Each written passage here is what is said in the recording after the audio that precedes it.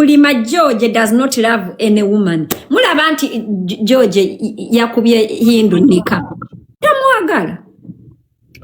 Mwalabye video obate mwagira. Nobody wastes time, I repeat. Nobody wastes a woman's time like a closeted gay man. Maholo damo kitekewo olinge mmana. Nobody wastes a woman's time like a closeted gay man. I told Prima. I told Prima. Era, is it a coincidence that tutandise wano okubagamba mbuno George azina amatako mbu lwakoze embaga lwakoze nika niza mwakowa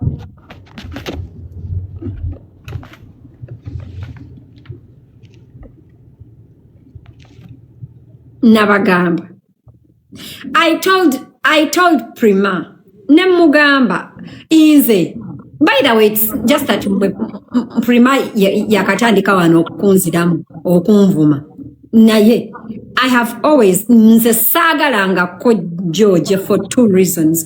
I know that George akuba abakazi buli muntu amanyi George akimanyi George mukubi w'abakazi. George ka nsoke Patrice Mukasa ka nsoke mukube kibuloka ayagala kufera abana Uganda mbuna abafunira visa gendo gifunire nnyoko.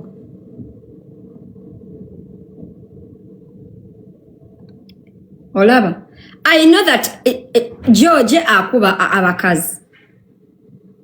I know that George is a closeted gay man. I know that George talabirira bana. Is a Pulima everything aside.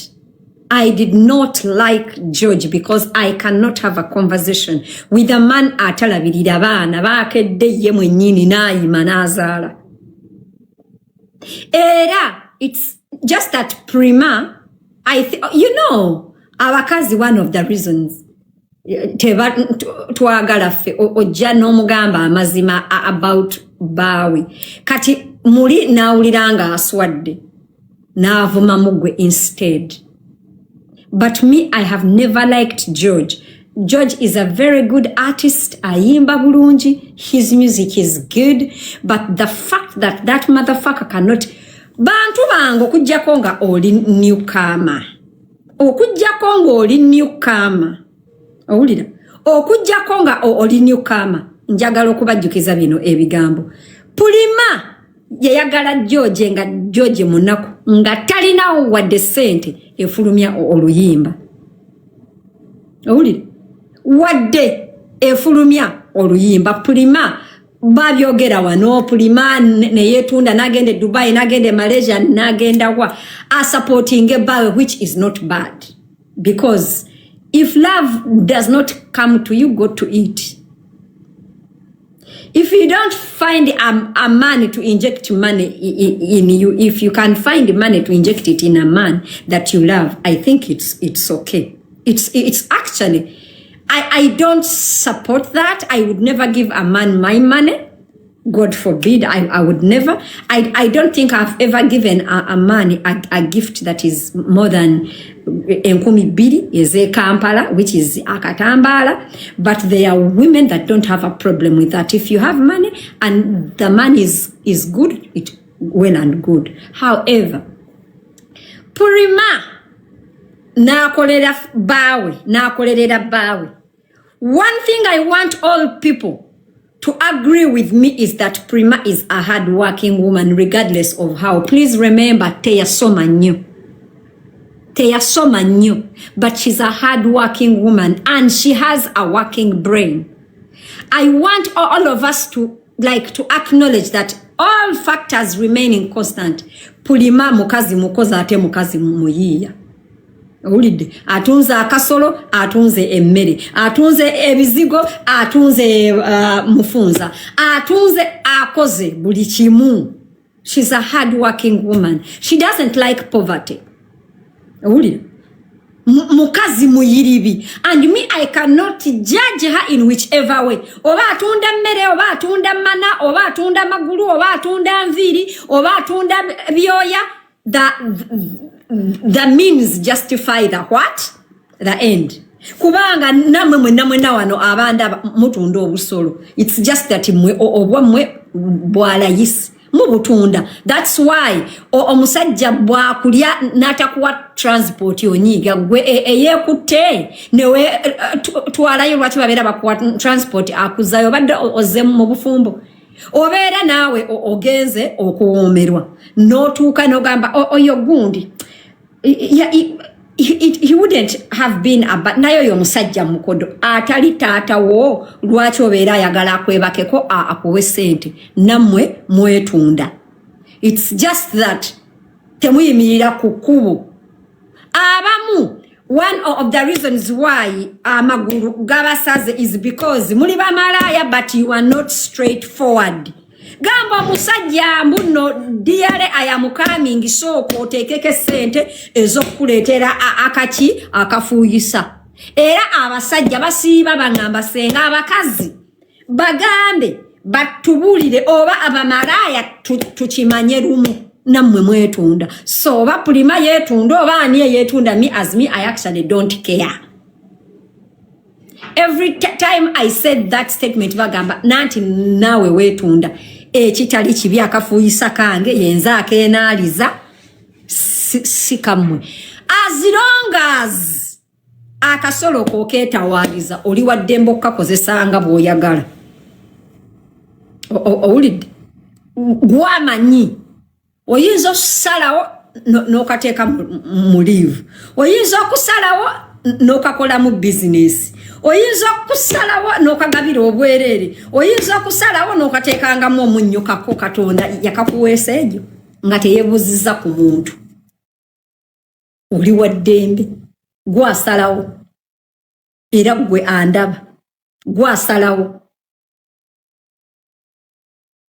Oli waddembo kawo omusajja, oli waddembo kawo omukazi, oli waddembo kekubiramu olugalo, oli waddembo kagulira bino biplastika gwamanyi kako dembe. Era nze saagala muntu ampa mateeka kukafuuyisa kange ekyo kyekintu Katonda kyatasobola kunzijjako newoofa gakuziika nako.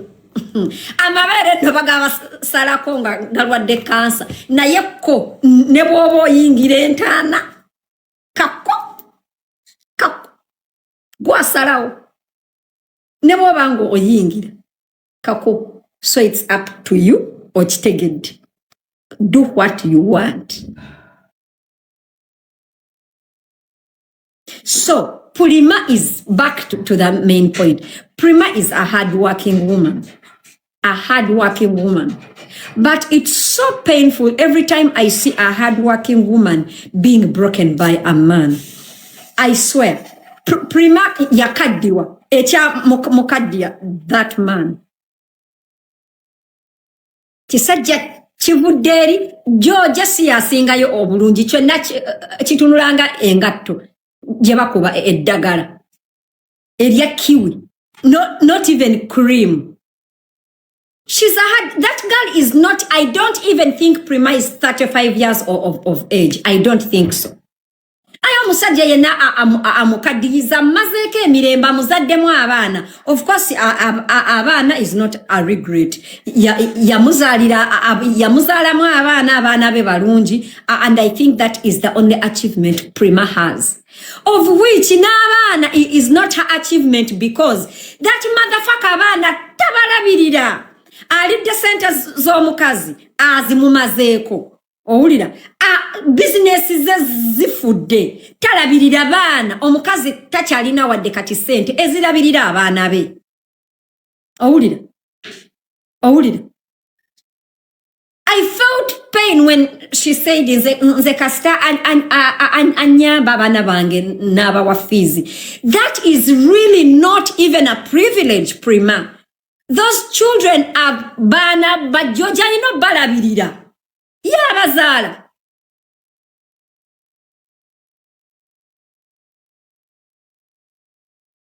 He made sure he crushes her to a point where she can't even take care of her children, not mentally, not financially.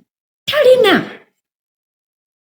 Whatever she had, that guy took. Namukuba nebisirani. Mwabakaza abandabo musajja azina amatako. Nakomawo nawe nakuzina akuba ebisirani. Akukuba ebisirani. Era mwabasajja abandaba londako. Tosobola kukola kintu ne kigenda mu maaso ng'olya emabega ne mu maaso. Oyina okusalawo. You have to pick a struggle. Emabega gaze emabega. You have to pick a struggle. Baba kuba ebisirani. Ogenda okulaba nothing is working out.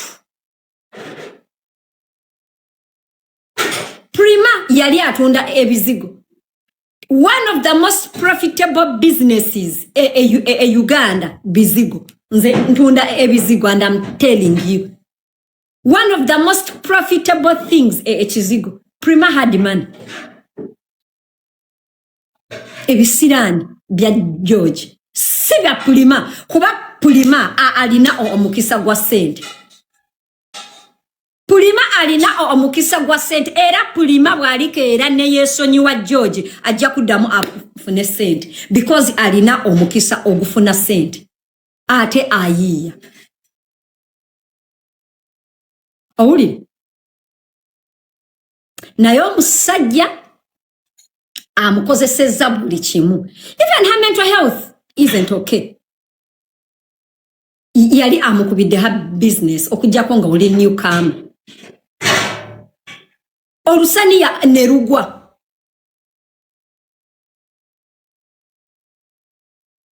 Olusaniya mye ebizigo mye. That's why abantu mwe mulaba Prima nga atuvuma. Prima is passing through a lot. Mentally, emotionally, physically, financially, socially. Bwada ku internet SengaAcid nebavuma. Bakadama nebavuma. Sente talina. Socially, she does not belong. Only. Socially, she does not belong. Tachalina na mikwano. Tachalina. Ne sente talina. Omulimu talina. Bwajja ku internet ne tumuvuma. Tumuvumira ki? George. Inze before ebintu va kubino ebyoku internet kati Prima watandise okola live nga tumwisamu wano eggali naye natwisamu eggali. Prima nali simulabanga ko nga ali mu lutalo n'omuntu yenna. Empalana za Prima zonna George. Bafani ne bamuvuma. Bajjabe ne bamuvuma. Bakwano bahindu ne bamuvuma. SengaAcid ne tumuvumira obusiru obwokulemera ku George. Owulire. Bananga abakazi mwenna abandaba. Abasajja tebatwagala. They just like what we have to offer. Tebatwagala. Abasajja tebatwagala. Ndi wakubajukiza mwe ba newcomer. Okola kyo omukwana. Prima is a strong woman that the only person that has managed to break her is that man. Era nze Prima nze ankwasa ennaku naye Prima, your life is gonna get better once you realize George is one of your enemies. Prima, George takuyamba kusomesa baana beyakeera naayima n'akuzaalamu. He's not doing you a favor. It's just that we live in a shithole country, but child support is a must. It's not even a choice, it's a must. It's a must. Era Prima nkuwaga bwerere kwata abaana bo obajja ku musajja oyo George bwabanga alina kasente genda ewa Balamu. Omusajja oyo bamusalirenga sente ez'okkuwa okulabirira abaana bo. Takuyamba.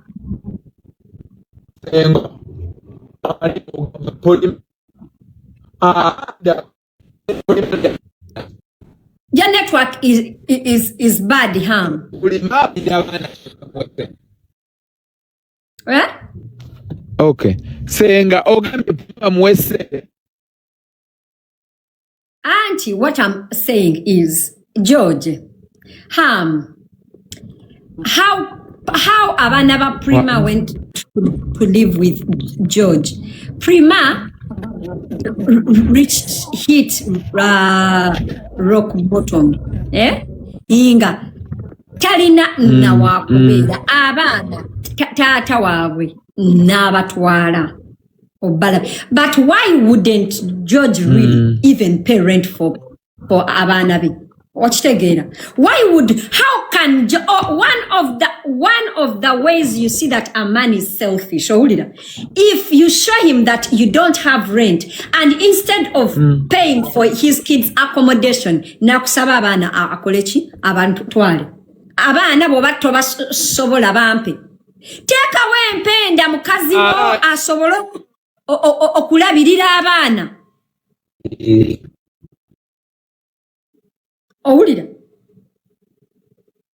You know? Prima, I know. Totegera nyo, but I know that Osinga George okutegera Prima. You should not trust those two. One, all of us know George has a history of mental health, recurring mental health deterioration, recurring, not once, not twice. Echokubiri. Tosobola Prima, how can, okay, I know Dulina Kugambanga, I'm laughing, but how can you be comfortable that Hindu yabera n'abaana munange Prima Hindu takwagala ne wamutunulira boti mu face ye alina bwabera nga atunulira Prima alina ekintu ky'omulaba takwagala because she knows you are a threat to her. She knows. Because she knows you made that man. She knows you made that man. Takwagala. Even when she's looking at you. Even when she's smiling. So a person that does not like you cannot like your kids. Prima mama.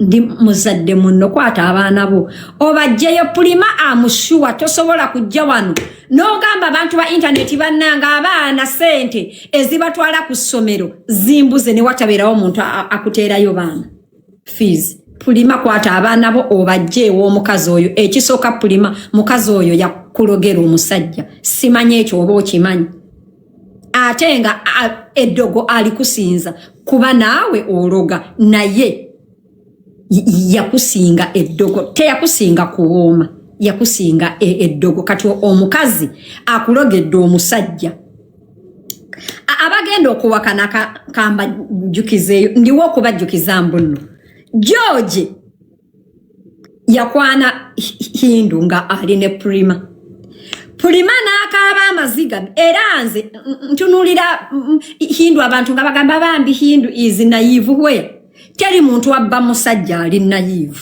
ngate akimanyi musajja mufumbo alino omukyala. Please note the man was not even a Muslim at that point, so she's actually a homewrecker. She's a homewrecker. Yes, Lisa nakola atya. Give me a minute, guys. Alright, this 24 hours to beside your Prima. Tuli timu Prima mizi lwakuba Senga agenze n'agamba nti Hindu yaloga omusajja kibba basajja. By the way, abakazi abeesirisa abo bebatyo tebeefula innocent baba they are not innocent. Lwakuba amagezi gayina gakuloga musajja geegokka tayina magezi gakola ki gagugumula mujjawe tayina magezi gadiringana mujjawe talina magezi gadiringana byana bitayina mpisa bitamuwa kitiibwa ago gonna tagalina. Nze singa nze nali mujja nganze mujjawe uweche ekikazi nebyo ebyana byazala ebitayina mpisa ebyo ebyana ebibi mukwano singa nkola ki singa mutegeeza what I mean oba what I meant Yes. Ndi kusaidia ya Prima na yera. Hindu. Tewe koma kuloga musajja ne Prima muloge. Iye. Queen. Oyo mukazi Hindu yafuna amagezi agaloga omusajja. Neyerabira okuloga ekikazi kyebula kimwasamira kyebula kimwebya nebitalina mpisa n'abikuza kyevola bakiddawo nekyesula ku musajja mukwano nze ng'omusajja nzaamulinawa singa Hindu yalimu amagezi singa yaloga Prima nga n'agaasamira ku George takyagalina. Yes. Naye kimanyi mbu naawe oli muloge ogambye oli ku side ya Prima naye ate amagezi ogawa. Queen inze ndi choka bannange Queen ogambye mbo nkimanyi nange ndi mulogo. Of course ndi mulogo, obviously, and a proud one. What do you mean? Kiki kyotegeeza okufuna ku mirembe mu make ennaku zino olina okuloga omukazi amina olina okuloga omusajja ne mujjawe. Queen singa Senga yali teyakuloga bulungi n'aloga ne ex-we singa temuli mirembe anyumiza gwakowa singa temuli iye inze ne Senga twakuloga tulyoke tufune ku mirembe mu maka omwo. Kati mbuto kimanyi kyokka bannange Queen iye olina okuloga omusajja n'oyogerako ne ex-we oba n'oyogerako mujjawo. Singa Hindu yali yaloga ekyo ekikazi singa tekimwasamira n'agaganyo getaddemu sengenge singa nesiba ku media nga kimwasamira n'ebyo ebyana byakyo ebitalina mpisa ebitasobola kuwa respect muntu abikuza singa ekyo ekikazi olaba ebyo bekirunduka ne kidda nyanye nyongo singa tekikyabyasama. I'm telling you.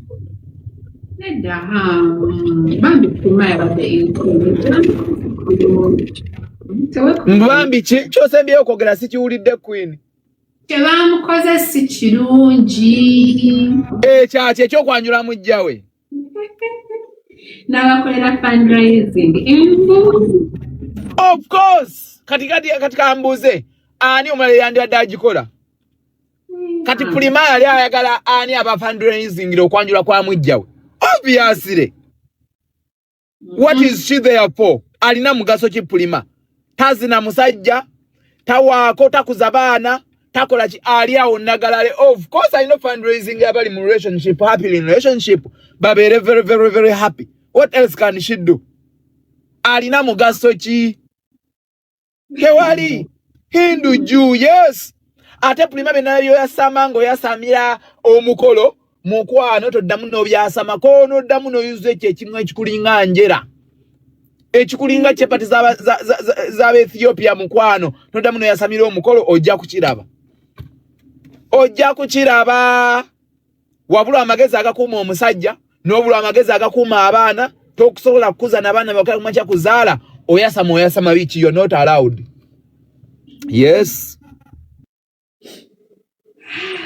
Meanwhile okendi ofu leero ngenda bavuma kubafiirako mu fees kama ino itira wali erimfuna akandazi mukwano temulaba nti ekinemeseza okukola mbadde siri soba kati kangende ngwongereko nyaabu nanjiweko wala gy'omulala eyammu mbajja mumbulule iye ewanage timu Prima fena tuli timu Prima na ate at the same time tuli timu Hindu bakuba Hindu musiru akagwagwa akalyawo kabulire kuloga ne kanywe mindi ne kakanula amaaso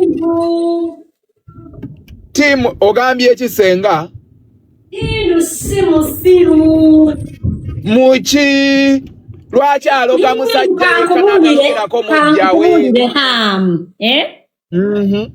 In this world, never trust a person that acts dumb when they are not dumb.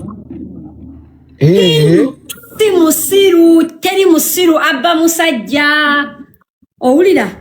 Abantu mbadde wano nchabawa example. Muwulira. Hindu yakwata ekkubo. N'atandika okudatinga George nga musajja mufumbo. Owulira? n'amwagala Pulima n'akaaba Pulima ne balwananga ne George Pulima n'alwananga ne Hindu n'alemera ku musajja mwe bamatako abandaba Pulima n'atuuka okugenda muleebo okuzaala owuli n'atuuka okugenda muleebo okuzaala nga George ali mu magulu ga Hindu wanji yes natakomaawo n'akwata ekkubo ku sente ya Pulima n'okubonabona kwa Pulima okumekinga George ne bawa Hindu omulimu ku studio mama ye natakomaawo like Hindu is not innocent yefuula bwefuuzi Hindu is not innocent. She knows what she's doing. I was telling Pulima inti Hindu yakulogera omusajja ekyo nkimanyi naawe okimanyi era bw'abeera nga yasobola okulogera omusajja ajja kulogera abaana.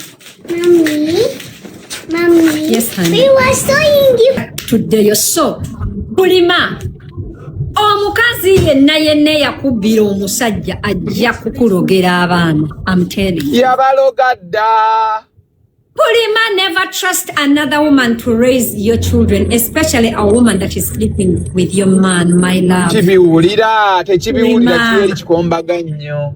Pulima, abaana bo. I know abantu bagamba you do the best. Your kids are better off in that home. It's a beautiful home. It's a big home. It's comfortable. No, my love. Omwana wo abeera wo wakiri musharinga akafaliso. Musharinga akafaliso kwata ekkubo genda. If you don't have enough beds, first buy 2 mattresses and sleep on the floor. Ate Pulima Katonda awo omuntu alina abaana omukisa. Ate senga ova ku bakazi abeesirisa ne beefuula innocent. Yo mukazi mubi Hindu mukazi mubi. Era Pulima w'omanyira mbunno. George and Hindu tebakwagala and they don't like you and you are not part of family and their actions towards you and your kids are not innocent. Why did they not tell you about the wedding? If you are now family, because they know you don't have any bad intentions towards them, they know that. They know. Olabanze nchimani. You know?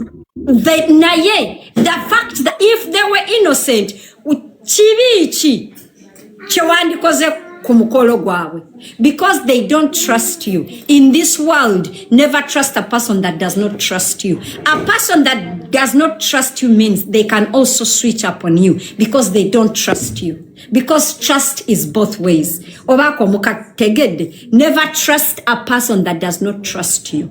Because that means at the back of their mind, they know they cannot trust you. So if you have not trusted, if a person does not trust you, it means you cannot trust them. The only reason why they did not trust you, they did not tell you about their wedding. The wedding did not happen overnight. No, era mu abantu abagamba Pulima yasolozeza sente ez'omukolo. Hell no. So all those service providers were contacted in a week. No. Bapulaninga omukolo for such a long time. They planned it. Never funa emperekeze, never funa service providers, never funa venue, never funa a lot, as in everything. Era Pulima, my love, I want you to know this. They did that because they wanted to hurt you. Yes, honey. I bought it for They used you. Yeah. Wait, honey, wait. They used you. Olaba Prima. I feel so bad for Prima. Prima even lost her account. Give me a second, guys. Hello? Been making you to look a fool over and over. That is why even all the issues you've gotten with people are because of George. It's not the first time George has used you, Nata Kusasula. If you guys know that song of Gwe Nanino Mutima Gwange oba mujjukira Prima nazina nakola atya ne tumuvuma lwaki wekuba ku musajja by the way mu abantu abatulaba sembera that one. If you guys think it's Prima, it's not Prima. Please not kadama gwe anda bambuno. A video, when you're making a video, it's like you're shooting a movie. It has a person called a director and an editor. That director and the editor wanted Prima to act because videos is a form of acting. So there is a director, there is an editor, there is a prompter, there is, as in, it's not just in Prima ayagala okwekuba ku George nedda bamugamba kam awo nasembera awo nakola atya. It's not Prima yekuba ku musajja nedda. It's Prima always wanting to empower that man when all that man has done is to keep on breaking her. Ne tumuvuma gayi nga ali awalaba. Echinuma no musasula ta musasula. Prima yalemera ku musajja. Well, Olabanze, me, there are a lot of people that call me stupid. Ask me why. Why? Bagamba. Bueno, Senga Acid yaina mukwano gwe gundi na mubako omusajja. Era n'atayiga. Nafuna mukwano gwe gundi naye namuyisa bubi bwati. Era n'atayiga. Nafuna gundi. Senga Acid musiru. You people, there is something about a good person that you cannot change. Tuulira. Can I get on to auntie food? Yeah, sure. Thank you. Yes. Excuse me, because my mommy put me on. Owulira ate olaba hamu oluusi mwawukana n'omuntu muli n'ogamba why because nze wano mbulirira nnyo abantu and I'm like omusajja omukazi nga muzadde abaana otuuka nga temweyagala love but you know your relatives kubagera munange mulina abaana you know and you're like you know what it is okay I'll empower them if they because all of us ate kambabulire gwe George bw'obeera ng'olowooza mbuno oli wa kitalo njagala oddemu okukola nga tokosesezza Prima and we watch you and we watch you. Era I even remember that show that video era Prima yajja n'ayomba najja n'agamba George teyamusasudde owulira ate nga basasula waki bintu bya family kankubulire hamu kale if Prima is useless tusaba kola ngati video kye wakola ne Hindu kyagaana ottunda ebiyimba byoyimba n'oteeka mu Hindu nga tebitunda nga tebitambula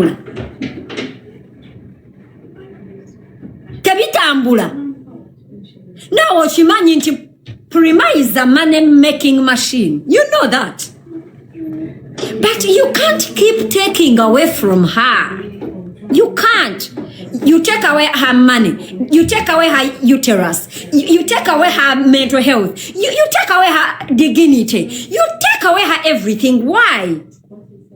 Ate Prima kankubulirire mbadde nkusaba njagala okyawe buli muntu eyabadde kooga omukolo oba muyimbi oba mukwano gwo oba mukwano gwa George ne famire ya George yonna ogikyawe owulira because omukolo gwabaddeko abantu bonna nga bajjudde. You were the enemy. Everybody knew apart from you. You were the enemy to everyone. kisanga atakitte nze mba wala namwenna paka magombe omukolo kati nze kambabulire omukolo gwa prima wallahi billahi tallahi nyinza n'okubaleetera inbox baguŋŋamba wiiki ewedde omukolo gwa George ne baŋŋamba bagenda kukola nika. But because I wasn't amused, I didn't even talk about, I swear, they told me. So everybody around the Prima knew. Except Prima. You people, do you know the betrayal there? Do you know? Ne George ye mukomole. Prima ndiwo kugamba bine bigambo. Bagamba, a stupid fly follows the corpse to the grave. Please deassociate yourself from that man. Bwaberanga ayagala abaana be ajje abantwale. Abalabeko abakomyewo, deassociate yourself from that man. Ate Prima bagenda kukulogera abaana. Olina abaana abalungi. Olinamu omwana omulenzi olinamu omwana omuwala. Bagenda kulogera abaana. Prima bajja kulogera abaana. Prima taina mulenzi aina bawala. Solanje nani? Solaya. Prima bagenda kukulogera abaana. Ate Prima, one of the reasons why bagenda kukulogera abaana oyo omusajja alaga Hindu mbuno ayagala abaana be. Kakazi kabi kagenda kukulogera abaana. And you know men with their daughters bajja kukulogera abaana.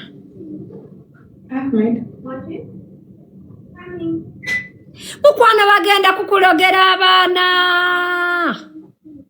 Bagenda kukulogera abaana. Ekisooka omukazi yaloga omusajja. Bagenda kukulogera abaana Prima.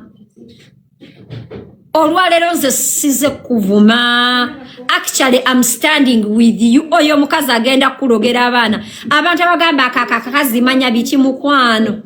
Buli muntu ayina mujjawe ne bolwala kansa tugamba mujjawo. Ye yakulogedde abaana, ye yakuloze n'ofa. Yes. Tomorrow is a deep down. Today's a just down? No. Prima Chisoka George cannot raise those kids alone. But when you're going to be He's mentally unstable. You know that? I mean, a coward that resorts to taking drugs. George aina bizibu chebyo munsi. Ebimunywesa ebiragalagala nga yakeera nga ino obuvunanyizibwa. You should see that he's mentally unstable to even make decisions for your children. Beera n'abaana bo Prima. Kale gwe bw'obeera nga kale bawe mukwano gwo.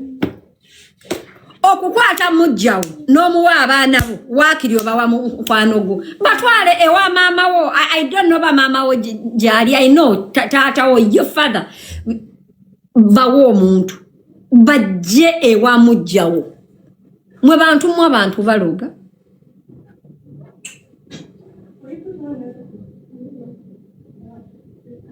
But Hindu isn't in omanyomo mwe case series, but Hindu yom omulaba nomulaba. Ne bwabanga atunulira Prima tamwagala. Kino kyo kiri ki carefree ne kijja ne kikola, you know, takwagala. Wallahi Prima, ng'oyagala okumanya nti Hindu takwagala. Omwana wa Hindu muto. Owulira, omwana wa Hindu oyo omulenzi baby muto. Kale tannategeera nnyo naye gwe abaana bo bakuze. The fact that Hindu, me, I saw that it was not okay. All of us know George is not okay. But if also you were not okay, Hindu bwabeera nga yakkiriza abaana bo bajje mu bbaala ku kivulu ekyo omuli abantu abanywedde omwenge. That woman does not have the best interest of your kids at heart. Can you get the phone for us? Can you put the water?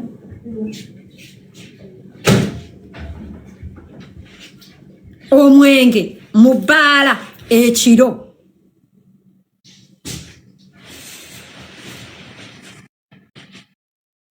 Owulidde? Omusajja yenna oyo musajja oyo Prima weesonyiwa omusajja. You can take the cow to the well, but you cannot force it to drink water. That man has shown you shege. Not once, not twice. Owulire? Not once, not twice. Ate Primo osobola okuwolereza George until kingdom come nkugambye nakugamba era ndiwo kukikuddiramu. George azina amataku. Era akavubuka akamusula mu depression bakayita Kelly.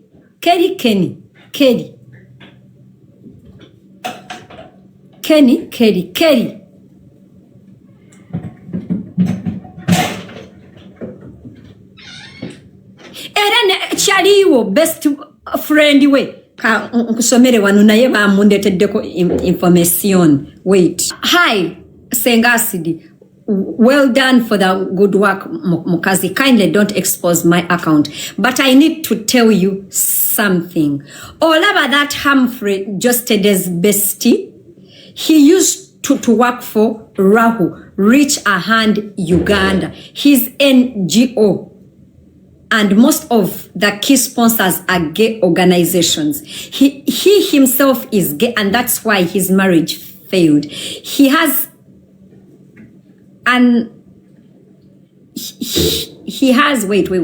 He married an OG of mine called Nice Maureen after breaking up with his first baby mama called Ronnie, but would come home every day, late, drunk, always sleeping around with both men and women. And when the wife complained, he would beat her blue black. She had to leave the marriage because of beatings. But of course, Humphrey being a public figure, everyone thinks he's a good, kind. You know, Humphrey teba muleta mu gundi ya Mami Debu. Oyo guy teba muleta mu story ya Mami Debu. Oyo guy si yazala mu Mami Debu, no? Mulala, okay. But mumbozi ya Mami Debu yalimu. Oh, that is the guy. Eyalia Fabiola Ojukide. That was dating Mami Debu. Tugende mass. And I'm like, I knew you, but I remembered. Now, he had to leave that marriage because of, but of course, Humphrey being a public figure, everyone thinks he's a kind and a gentleman. The same way people believe Canary can be a good person. Kati him and George are birds of the same feather, and they are so tight. If you do your research about that NGO, you will see what I'm telling you. Era oyo Hindu ali mu Lavender marriage, and she's naive. If she ever starts questioning the man, he will beat her like Prima and move on to the next woman behavior. Bye. It's here. It is an inbox. And that Humphrey is the one who paid for just a day's rehab, and he was taking care of him the whole time. To Jabimanya. Why was he taking care of him? To Jabimanya. It's here.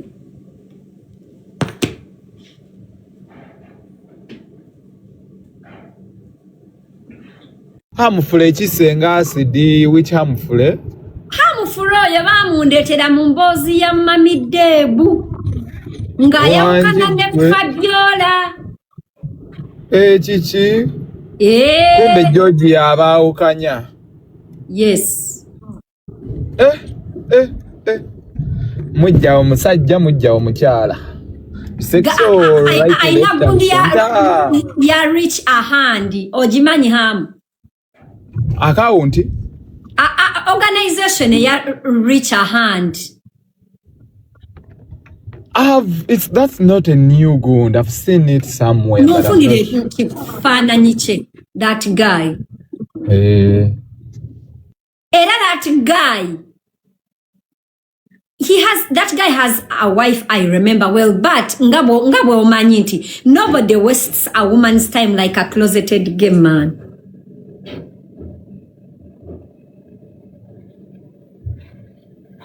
Naye Hindu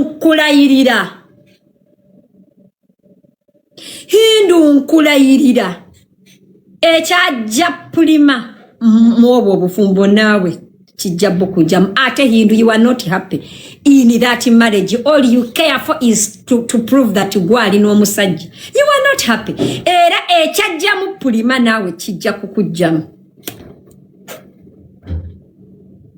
And we are waiting and I will be here. Sorry, Mama.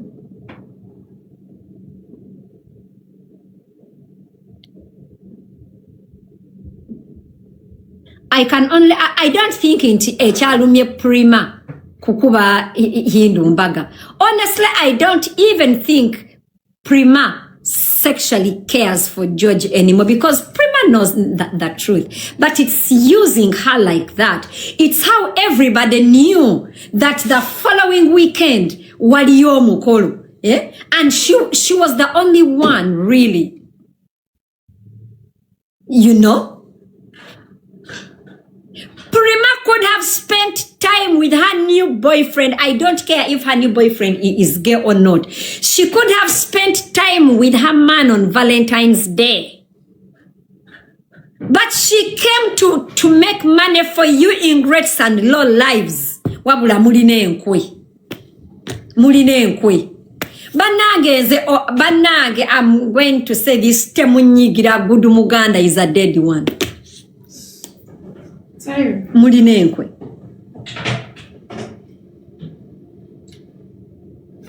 That is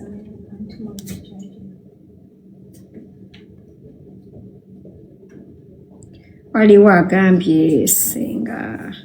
agambye Senga check what? Your WhatsApp or your inbox. I check what? Here is the guy kamubaletere.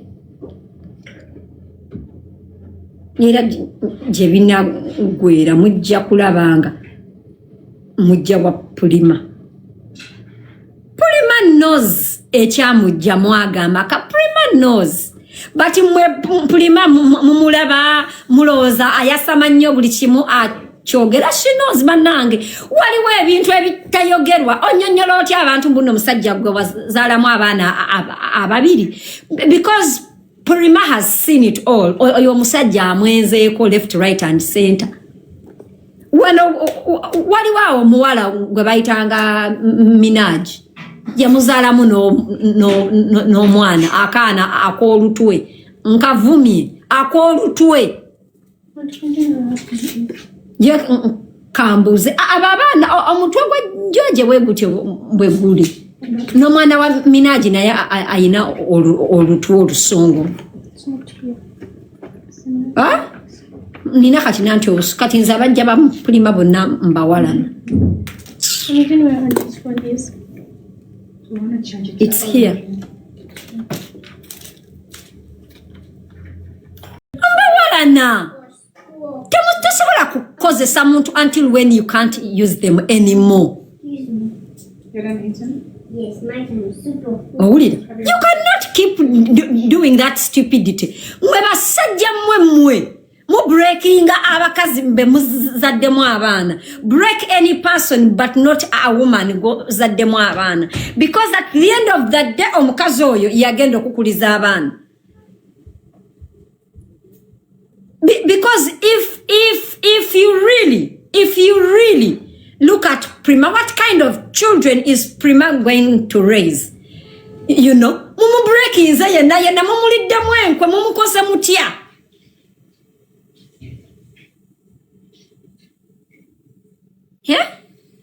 Oyo musajja akoze buli naye era nekyamukozesezza embaga lugambo lwa Senga Acid. Lavender, that is a Lavender marriage. Ekyakukozesezza ebyo lugambo lwa Senga Acid okugamba abantu mbuno zina amatako atoga zina.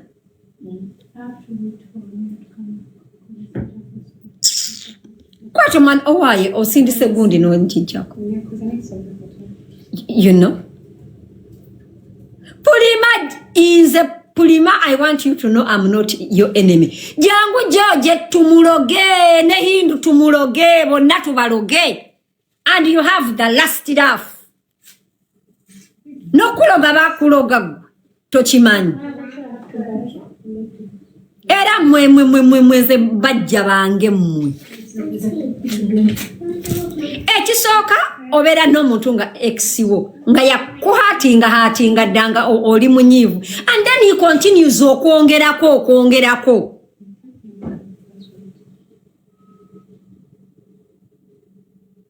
Mukole ebyo bintu.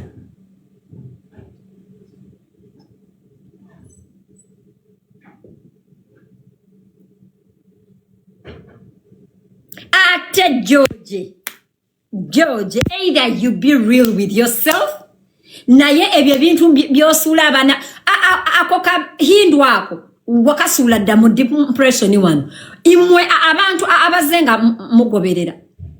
Do you know that Hindu has ever tried to commit suicide?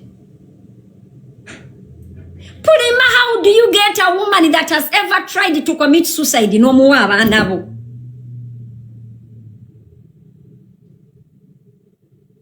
How? By the way, I'm not even kidding. I'm not even kidding.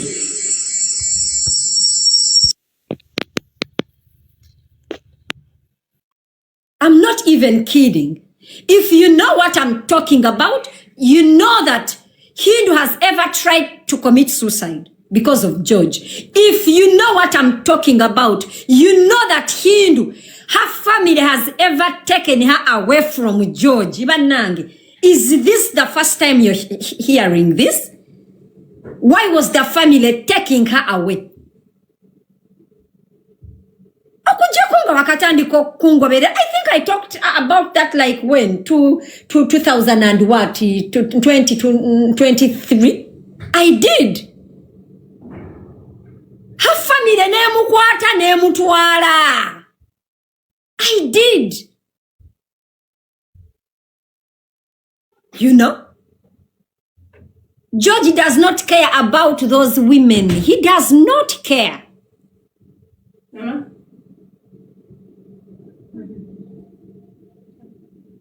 You know? Niza no chifana nyende mas.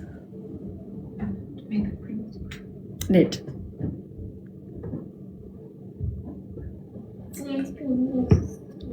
Tapping live.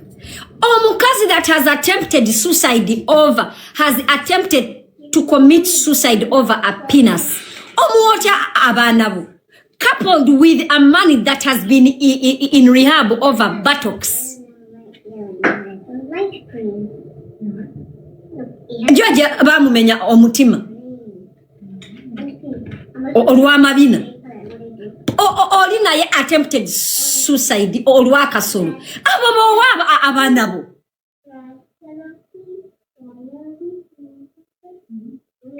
Do you know how many times familia ya Hindu Jejeyo Hindu?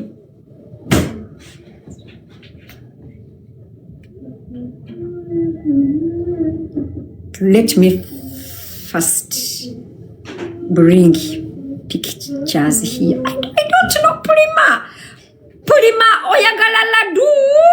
Oyagalachi.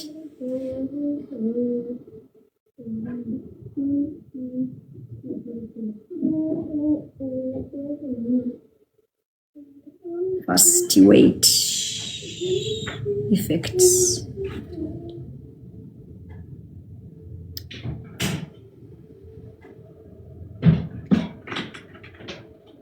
You're watching koya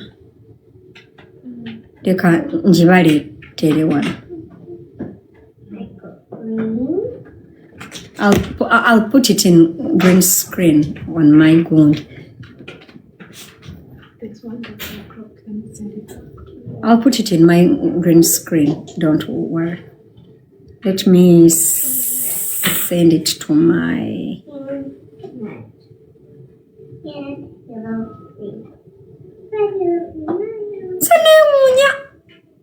Pulima, what inspiration do you have to give that man abana bonga aline mukazi we? No, it was not working on my goond. Let me drop it. Don't. I needed that picture cropped well. First, wait. You're watching the Kunko. You can be balagire one.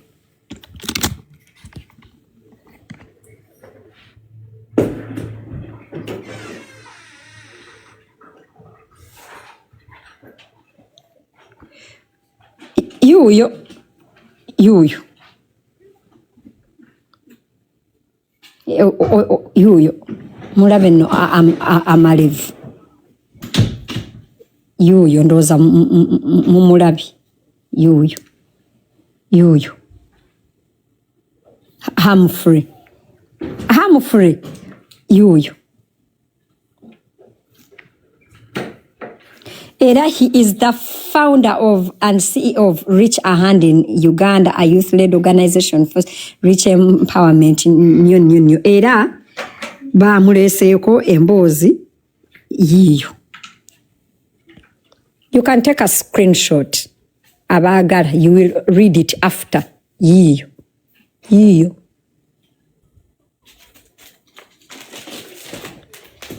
Hold it. But Pulima,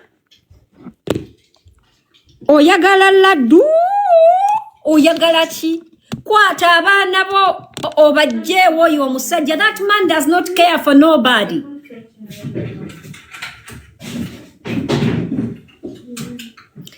Kati gwachi smooth mizi, what's false?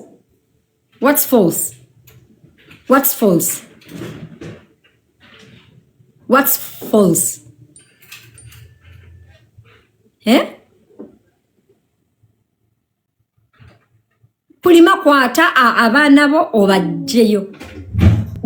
George and Hindu are incapable of loving your kids in any way that you could love them better. They care about themselves alone. Sadly, you care about them, they don't care about you. They don't. Their sisters have to do their children. They don't care. They don't. Oh, I forgot. I'm sorry. Kabaka Azze. Remember that. Do we have enough onions? Everything, I don't know onions. So, mpawano msalo tunguru.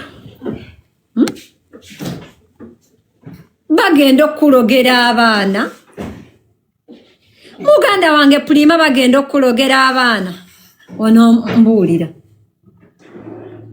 Lwaki mujjawo alabire? How can a person that has ever attempted suicide raise your children? How can a person, first of all, a person that attempts suicide has no regard for life? Aba nayo obulamu bwe yenga ye bwamutama. Hindu's only goal on earth kubeera mukazi wa George. Only.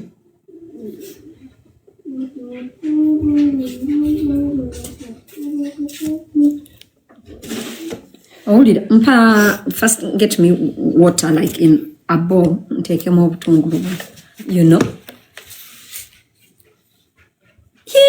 Ateka tea. Sigwe bakubi ateka nkubulire. Bakazi ba George bonna they see one woman. Olaba abakazi bano. Abasajja bano. All of them have that one woman that no any other woman can ever equate to. Kati teri mukazi wa George alienkana Pulima. Taliyo. Nebwakera nawasa kuyini wa Bungereza. Nebwakera nawasani talibayo, and they know that. So every woman gwalifuna will always see Prima as a threat. Owulira. Yet mukazi watu she's not. Abasajja bonna, there is always that woman that there is always that ex that every new woman finds a threat. Kati in George's life, that woman is Prima. So abakazi ba George bonna balina kati n'abasajja n'abaliddako. They will always find Prima as a threat. By the way, Prima, you are who you think. I even feel Prima does not even know her full potential. Tewasoma nnyo naye Prima olina omukisa gwa ssente.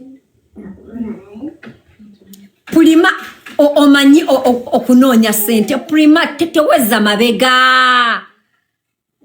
Teweza mabega. Oyo musajja mutaagwe. Wali wamutana gwamuleka agwe. Oyo musajja okulabirira abaana bo, it's not a privilege. Baana babe yabazaala. Owulira. Actually, mulogere ddala alyende kukisanga atakitte.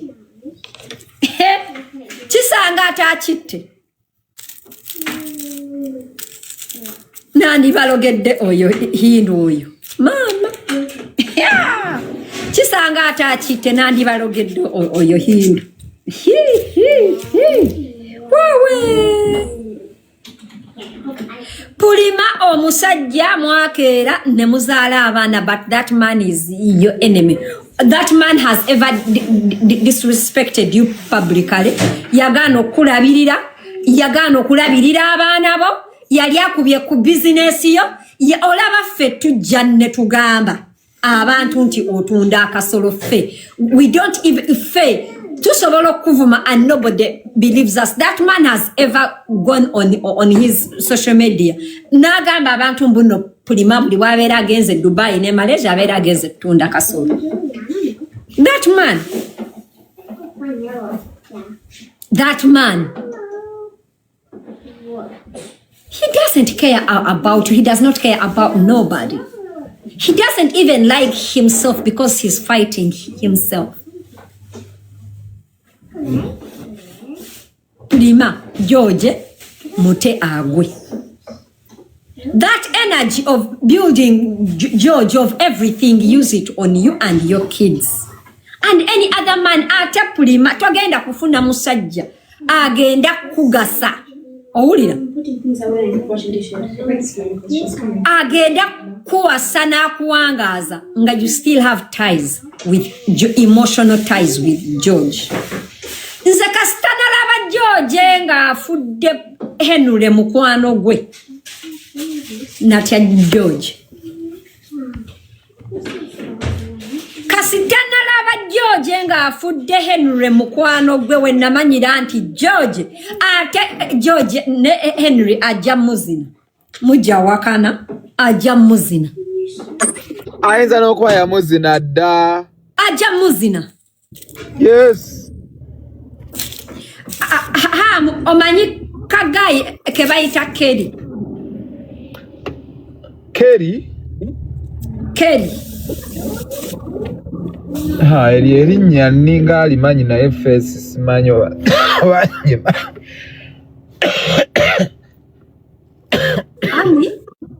Amira, give me a bigger bowl, please. Pulima George. Ayinza n'okuba yamuzina dda kubanga Henry naye mwatambulira akanudde amaaso. George ne bwokeera n'owangula oba ki mu nsi eno. Ne bwokeera n'ofuga Uganda. Owulira? Tulisigala tugamba oyo ex wa Pulima. Nobody is even gonna say mbo ex wa Hindu oba Minaji Pulima.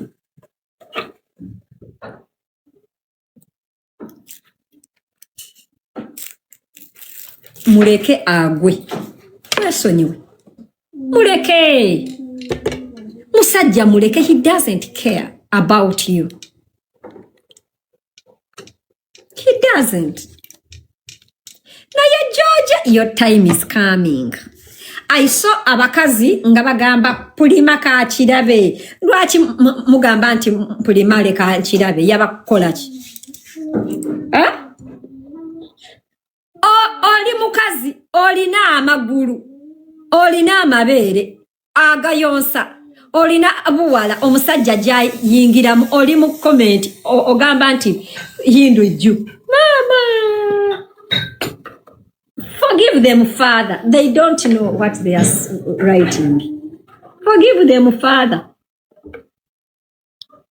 oli mukazi alina amabere ne buwala abasajja je baagala oli mu comment ogamba nti pulima ju mama nti hindu ju mukwano we shall be here abasajja I don't mind any man typing that bullshit naye mukazi kale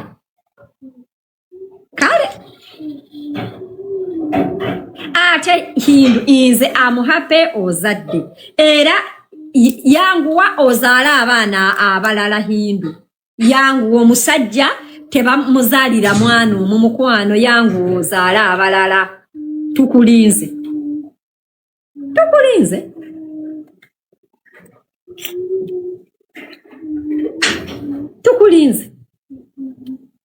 omusajja asobola okukola a woman that made him ebyo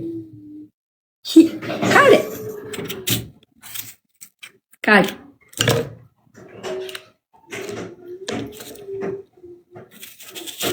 esente ey'omukazi George ndiwo kugamba bino ebigambo olaba nti wagenda mu rehab that was not the last visit olina okuddayo and we shall be here Wanji alina okuddayo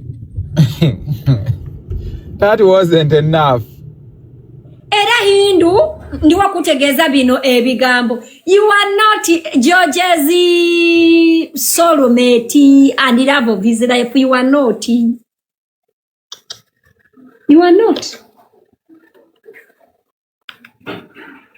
mwana ki aliawo ami nenda kufumba nani Me. ate mbadde manyi you're going away kwata George olina okuddayo mu rehab yagala gaana olina okuddayo naye nga abasajja babi mwe kakati abo bapulima be batuvumanga ntuzadde mu basajja ab'enjawulo that is the reason why munnange abaana ab'obuwala abandaba abasajja tebatwagala unfortunately we cannot do away with men they are our fathers our brothers our husbands tebatwagala naye nze sisobola kujja wano nesupportinga mukazi sebo kahindu konna kabadde walinga kazinanga kaka okakasa kingo omusajja wabbe mubbe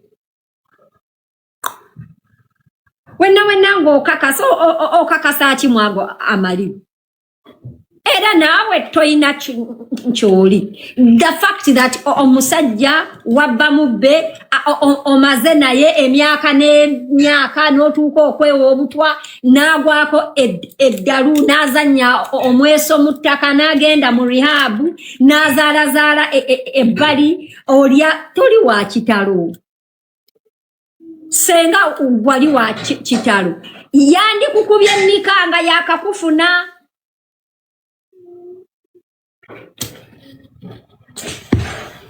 nawe mwenyini akwenda ku bakazi kati awo abadde osanyuse eki nika after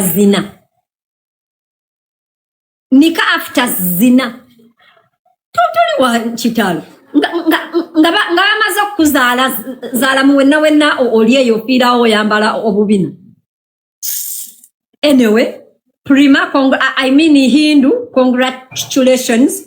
You have successfully won yourself the title. Hindu Mizi, successfully.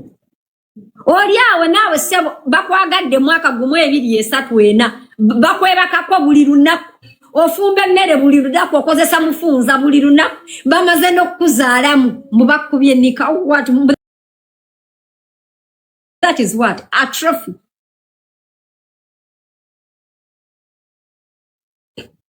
Nine damu yazi mbo tebaba tutemu ejo emikolo egyekisiku. And if you had no idea, even those service providers bachawe bona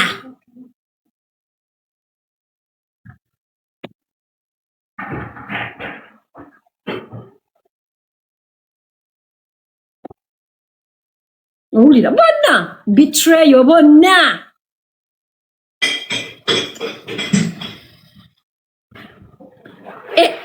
eranze oyo Hindu oyo asanga ngeyo family ya George eyekisiru taba kusanganze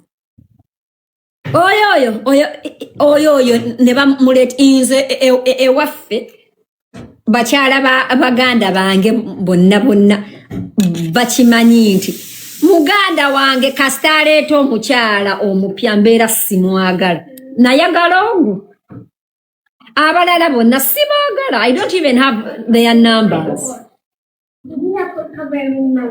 I am always team first wife. Nze muganda wange ne bwakuleeta ne bakulaba ewaka be bamanyi nze sibaagala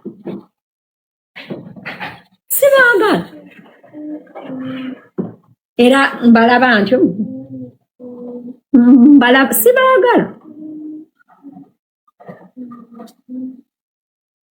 Prima jaya abaana bo they don't even love them. They don't even love them, Prima. Jaya abaana bo banange ami mpawe ensalira obutungulu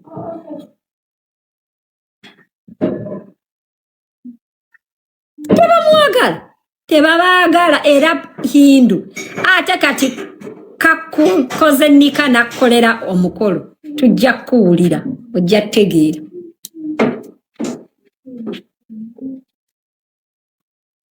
tegeera tukulinze ate mmwe abawala mmwe abasiraamu mmwe abagamba ate abantu abasupportinga Hindu abasinga bawala abasiraamu because abawala abasiraamu and breaking marriages muti muwaza eddiini egira abakyala bana omusajja nga siwo ebibozi by'eddiini mubyogera nga mubya abasajja b'abannammwe.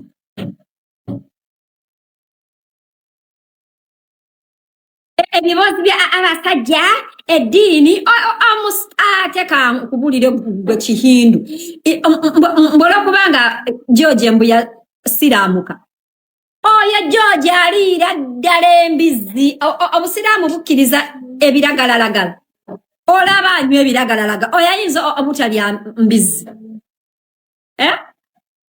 omusajja gwe bazadde ali embizzi tasobola givaako era agirya oyo agiriira ddala era ako Kahindu kamusiikira embizzi ako.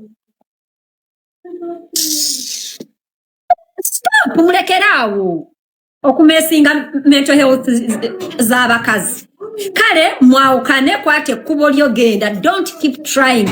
What hurt me ne batwala ne account ya Prima ne bagiropa olwe kivulu kya George oyo.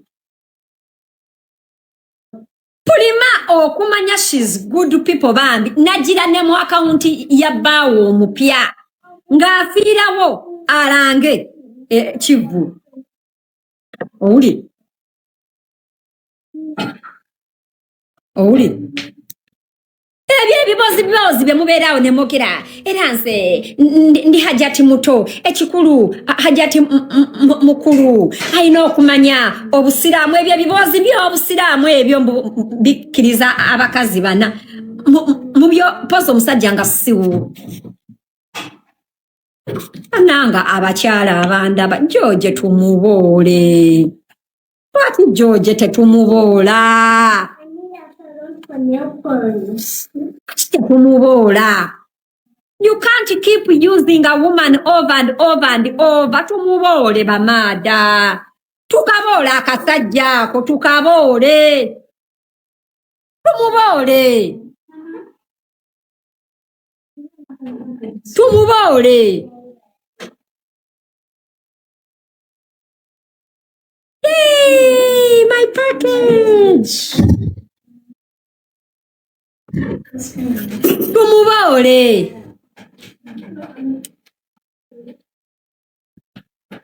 Banange buli muntu yenna ali eyo. Banange omukazi gwozaddemu omwana. Because at the end of the day, ye maama w'abaana bw'okeera nga tokyali mu nsi muno. Ogenda okulabirira abaana bo. Don't mess their mental health up to that level.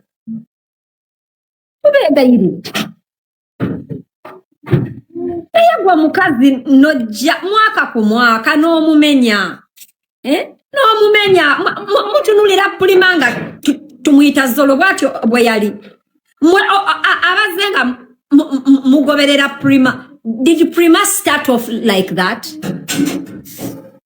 Did she? Prima was a hard-working, classy woman. George bananga, George tumubole mugende George nezifolo muzimujjeko. Tumubole. Prima had her life. Era mwe abawala abanda babota kendeza love. Love nekwita. Love nekwita.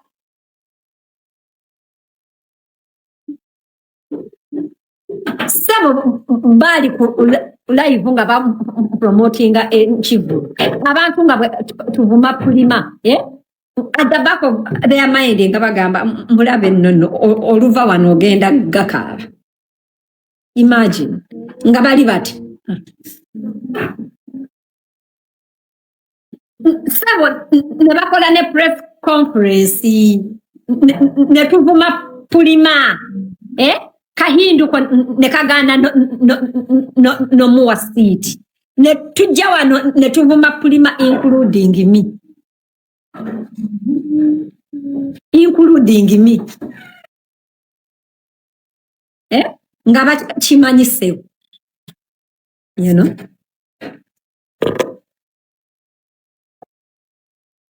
Wanji?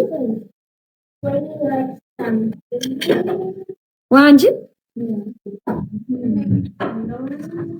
Oyagala yabajja. Bajja. Tufumba. Tulifumba.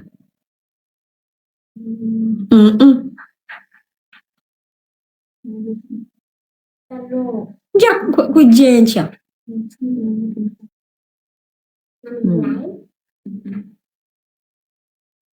Banange omwana enjali emuluma. Abadde abuuza oba ogenda. No? Owuli? Bannange, bakyala bannange, when do we stand up for a fellow woman? Bannange bakyala, George tumuboole. So that was the thank you that they gave Prima. If their relationship with Prima is innocent, why did they hide the fact that Bagenda was? Because their feelings towards her are not innocent. And they know. They know.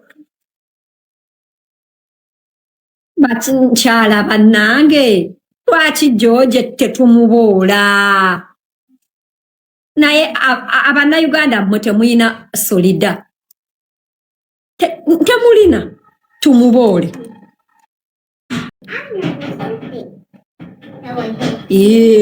muŋambire Aleti I have a job not even a thank you post sebo nekiwandiika posti mbu men keep a lot to themselves. Banang, is the kitchen ready? In like 5 minutes. Okay. Did you get beans? I did. Okay. Oli. Bantu bange mbadde mbasaba George tumuboole. I have never seen George ate ekyo kintu Prima yakyogeddeko. N'agamba he has never stood up for Prima. Yakubako ne business ye lumu ey'akatogo ey'olusaniya. Baana mmwe abantu mwenna abandaba. Your baby father gwe wayawukana naye is your enemy. Muyinza okubeera nga mulina ekisooka womanyira nti omusajja gwe wazaala naye abaana is your enemy. Funa omusajja omupya wajja olabira. Get yourself a new loving man ojja love.